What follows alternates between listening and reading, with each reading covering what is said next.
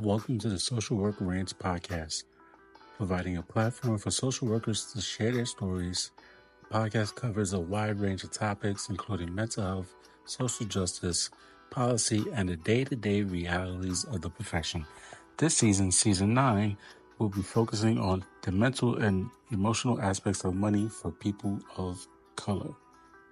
Hope you enjoy.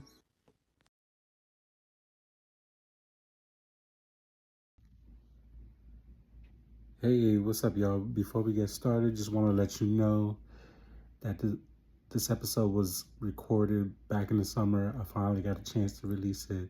Shout out to Brittany Rush. She's an LCSW licensed in Virginia and also in North Carolina. We met at the Millennial Social Work Conference back in March. So we talk about the power of networking. And of course, had to bring her on. We're talking about the struggles of building a private practice, and she shares her struggles both financially and also just struggling to try to get clients, and she provides tips of ways she was able to get clients. So whoever's trying to open a private practice, these are just some of the tips that she has used that might work in your state. So enjoy the episode. There is some minor audio issues with the episode, but we got it together and we made it work. So continue to tune in, tap in, subscribe to the podcast, download, rate, share podcast episodes. So for those who don't know who you are and what you do in our space of social work, let me know. Let viewers and listeners know who you are, what you do. Yeah, so as you said, LCSW, somewhat freshly licensed, almost just over a year in now. And I currently work for a private practice part-time, but I just launched back in March my own private practice. So that's been interesting. So doing outpatient therapy on a few different ends there. Of course, as most social workers, do a lot of different stuff in the field, assessments on the side, and mental health events in the community as well, things like that. But yeah, outpatient therapy is my full-time gig right now. So building up that practice. Yeah. Okay. Congratulations on starting that private practice. Thank you. Yeah. How is that? How is that going for you? It's going. It is going. It is an interesting journey. I stumbled across it actually. I had no intentions either coming into the field, becoming licensed, anything like that with starting a practice. But I stumbled across a platform that makes it really simple to accept insurances and handles all the billing and all that kind of back end stuff that typically us social workers who do private practice aren't interested in. And so that made it a little bit more appealing to me. And I said, if I'm already doing this, because I was working for a practice for a few years, that I was like, I might as well get all the money I could get versus just a portion that they want to pay me. So that's kind of how it happened. So that was really cool. I definitely can appreciate that platform. But it's a challenge. Yeah, an interesting challenge, building a caseload and managing a caseload and doing all of that on your own. It's definitely been an interesting journey so far, to say the least. What has been like the toughest part of trying to get clients? What are you using? How do you like you marketing yourself in order to get the clients? For sure. Yeah. So Psychology Today is my biggest way right now, referral source to get clients. So I have a profile on there, and thankfully once I had to get like malpractice insurance and all that good stuff to get started, the malpractice insurance company that I went through, they offered 6 months free for Psychology Today. So that was really cool. Definitely why I picked that one, because if they're all the same, might as well get a perk with it. So that's been really good. That has been my main source. I'm pretty sure all but the clients that I brought from my previous practice that I was working for, that wanted to transition with me, have come from Psychology Today. So that's been really helpful. There's some great platforms out there though also that I've dabbled with but haven't had too much success on, like Mental Health Match is one of them.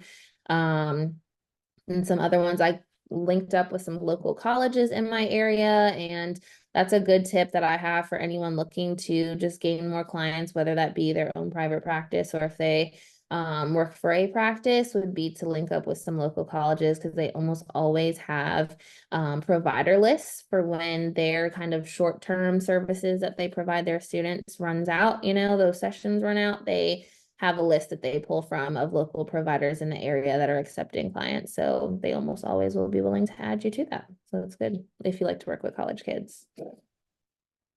That is good. Where are you based out of? So I'm in Richmond, Virginia. Okay. So I'm licensed here, but then also licensed in North Carolina actually too. So something I dabbled in and would suggest, because that only, of course, widens your market as well, as if you can and want to get licensed in multiple states, definitely look into that because there's some good options for expanding your range. What what are you seeing in terms of like mental health diagnoses? What are people you seeing like struggling with the most currently? I don't think that has changed too much, honestly, since over the years since I got into the field, to be honest. It's a lot, at least with the clients that I have worked with. So I don't know how reminiscent or if that applies across the board, of course. But I would say it's a lot of the ADHD, anxiety, depression. I have seen a little bit more of an uptick in like bipolar disorders and borderline personality as well. And that's interesting because I don't know if it's an uptick or if I'm just getting more clients, that struggle with that. So that's something to kind of track, are we seeing a trend across the board with this? That would be interesting to know. Um, but I work and the demographic I typically work with is young adults. So looking at, 18 plus to about early mid 40s. So that's the age range I'm looking at. And that's what I'm seeing a lot of is, the usual anxiety, depression, the ADHD mixed in even with that population, which is really interesting too, because typically we've seen that in the younger kids. So to see more adults with struggles with that has been interesting. And then like I said, the borderline and bipolar as well. Gotcha. So so there's no mistake about it. No economy, everything's expensive. So how uh how is it building a private practice in this economy currently for you? It's not for the faint of heart. I'm not gonna lie to you. It's not for the faint of heart. Like I said, I stumbled into this. It wasn't something I willingly was like prepared for, went into knowing all the things that, I would have to sacrifice in order to do this. So if it'll help someone learn from my mistakes, then I am totally willing to share that like it is something that if you have the ability, the blessing to either not have to work for a few months financially, or you have a partner where, whatever that is that would allow you that space to work on a very limited income for, let's say 3 to 6 months on the far end, while you're going through all the background stuff to get the practice started. And then once it's officially started and you can start accepting clients, because I think that's a big part that I didn't realize too, that it's not just okay, let me start my practice and start building a caseload. It's like you can't even build a caseload until you have certain things in place. So keeping all that in mind as well. And then the process of building a caseload to the point where you're like, this is what I need to be making. It's going to take some time to get there. So I definitely would say that's been my biggest challenge is just navigating through, how to support myself, right? Which is why I do all these side things in the process. So yeah. Yeah, what do you are you having issues with insurance companies down in Richmond, or how how's that process? Yes, insurances, man. like I said, found a great platform that does the insurance stuff for me, but it seems like even despite that, that I don't have to directly deal with them, it's still so evident how much insurance companies are struggling right now.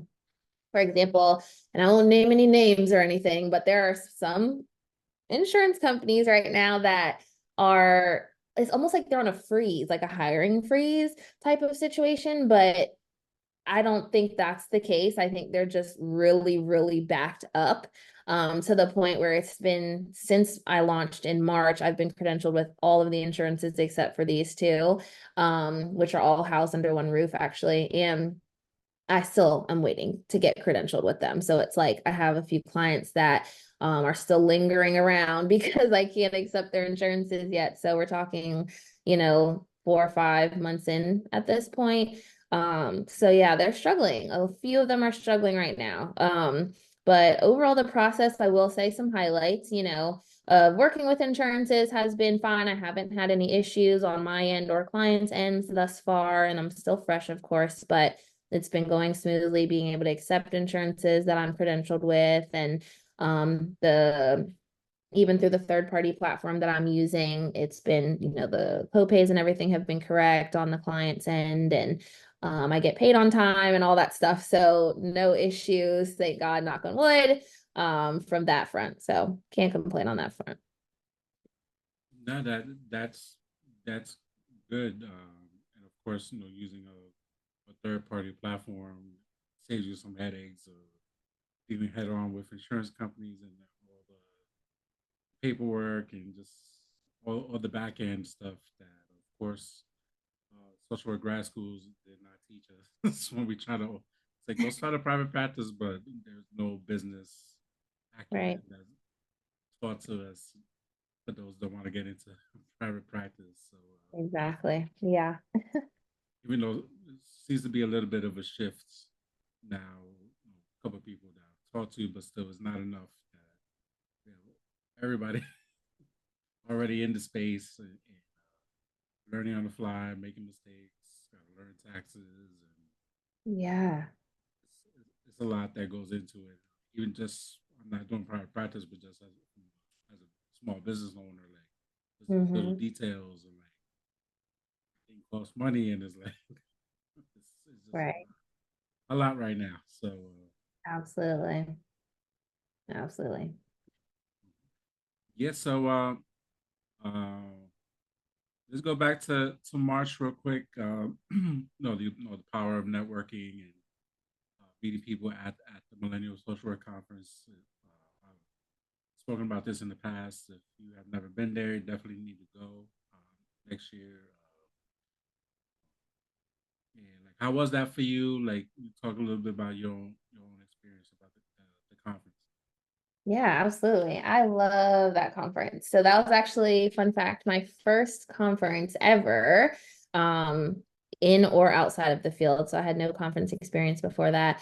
And I attended for the first time last year and loved it, fell in love with it. I was like, oh my goodness, why didn't I know about this beforehand? Because I love networking. I love connecting with people. I'm a super extrovert, so that's just my vibe in a nutshell. And I love to learn as well. So for me, it was a home run altogether.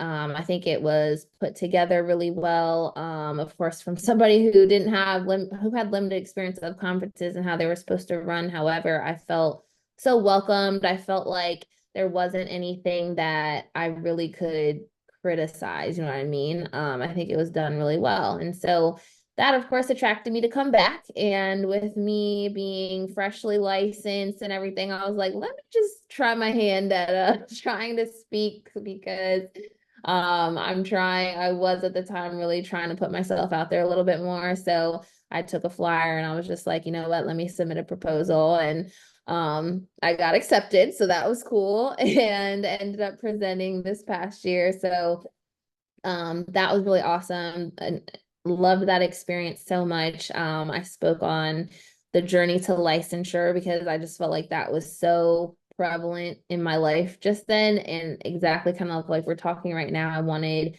people to not have to continue struggling with the stuff that I struggled with that nobody told me about getting licensed and all that stuff. So yeah, and it went really, really well. People responded really well to it. So it just encouraged me to like continue sharing a lot of that information that I shared during my presentation. So hopefully I'll be back next year to present again. Yeah, I had a great time. You know, my first one in person. I did the virtual one a couple years before that. But definitely, I had a good time presenting and just kind of getting that experience and meeting different people and swag surfing and all that Yes. and all the good stuff and just meeting. The future is bright in the social work profession. So Yes, I love that. talent that was there, present, and yeah, just it was a great experience, and definitely, if you haven't gone yet, definitely need to go. And Absolutely. importance of networking and let us back in March, and here we are in July, and we're recording a podcast episode and Yes. actual Yes. side hustle stuff and like on meetup stuff that we're doing virtually and try to get our stuff together and try to make this extra money.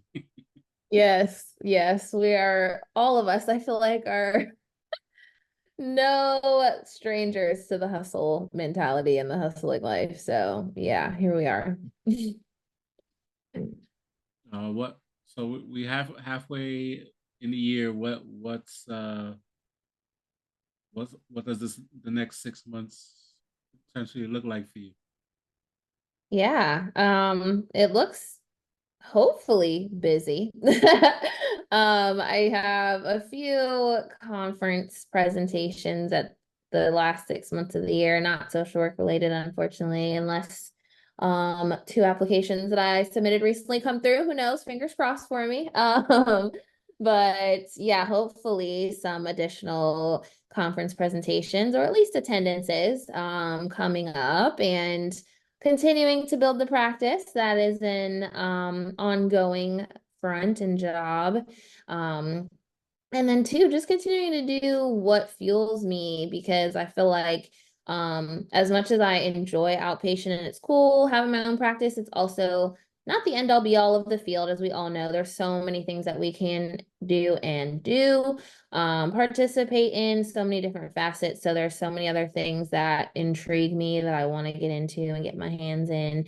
Um, so I know that we are both connected to Chrissy and everything that she's doing. So she recently brought on some mental health facilitators to her team. So I am one of them actually. So Oh, nice! Congrats. thank you. Hopefully doing some of work with her company because it's, very part-time, very contract as needed, but I'm excited to see what I can go and present with her material, of course, to those across the country. So that's an exciting thing coming up as well. Yeah, Chrissy's doing amazing things. Shout out to her. Yes, shout out to her. And for those of you who haven't listened to my podcast episode with Christina and Broderick, go check that out. Or do you mind sharing what those conferences are? Because I know a lot of people. That's okay, but I know a lot of people don't struggle trying to find conferences. Or like, I didn't hear about this, or how to go about Yeah, looking for absolutely. conferences. Absolutely, yes. So the one that I applied for, I'll have to do some digging because I honestly don't remember the name of it. But I am going to apply for the NASW North Carolina chapter conference, which is being held virtually in November. So a little bit of a bummer because I've never done a virtual conference, so maybe it's not a bummer at all, but I'm an in-person person, so that's the only reason I say that. But that one I was intrigued by just because again, I just got licensed in North Carolina, so kind of want to get my feet wet in that area and in what they're doing. So that one's an NASW one. And then There was one, it's specifically related to Black mental health, and I want to say it's in Maryland. So even though I can't remember the name and I don't want to take a bunch of time to look it up, definitely Google search like Black mental health conferences in Maryland and it may come up because that one's coming up, I believe, in August. Yeah, towards the end of August, I believe. If it's the same Yeah. conference I'm thinking about. Yeah. Haven't heard back from them, but I am hopeful too. Yeah. You just reminded me. I gotta send them an email because I might be a vendor for that conference. Oh, I just found it actually. It's called Annual Black Mental Wellness Conference. So When when is the date? the date is escaping me. It says, though, it's in Silver Spring, Maryland. It's the same conference I'm thinking about. Yeah, so it's I want to say sometime late August. yeah, and it's for some reason not showing on the Google form, but yeah, it's in Silver Spring, Maryland. I'm pretty sure it's August. Yeah, The I'm pretty sure it's like the end of August. I think it's on a yeah. weekend in the end of August.